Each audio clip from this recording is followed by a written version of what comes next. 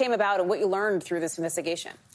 Yeah, Hallie, I actually went to the same high school as Rosanne Boyland, and funny enough, you know, a few years apart, but funny enough, 3 days after the January 6th insurrection, when we were all consumed with what was happening there in Washington, I get a message from her brother-in-law, Justin Cave, who messages me and says his sister-in-law had died in the Capitol and that the family believed she had been radicalized in under 6 months. So they gave us access to the family, to some of her journals, social media messages, group chats, and it really opened our eyes to the world that she had transformed in over the past 6 months of her life. Watch.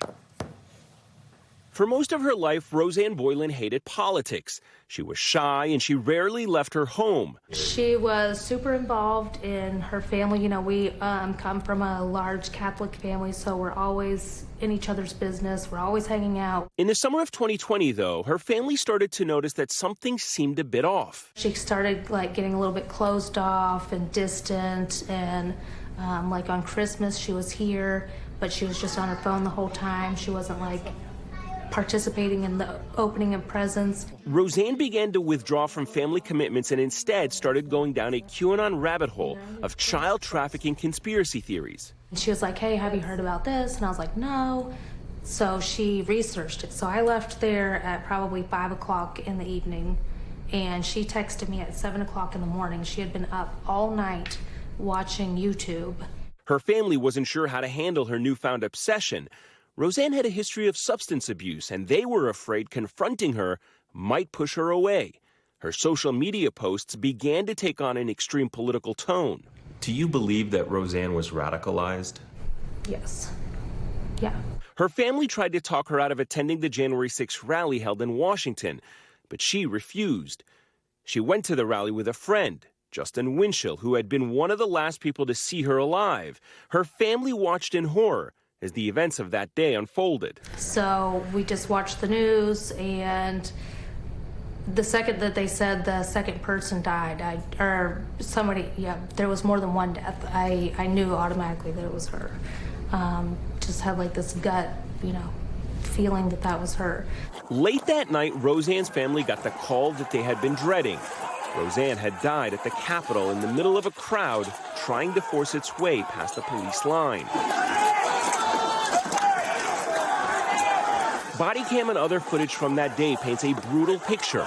Her friend Justin Winchell, who accompanied her to the march, can be seen in this footage, dragging people out of the way in an apparent attempt to save his friend's life. Save her!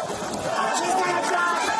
She's gonna die! Rosanne died, but according to the medical examiner's office, it was because of a prescription drug overdose. So do you believe that the explanation that was given by the medical examiner as to why Rosanne died is not prescription Adderall? accurate? Prescription Adderall? I think that they did a rush, half-hearted investigation because she was a Trump supporter who died doing what she did. In the months since her death, the Boylands have sought to understand how Rosanne was radicalized and what exactly happened to her in those final minutes, some of which they believe were captured on body cam video that has not been released.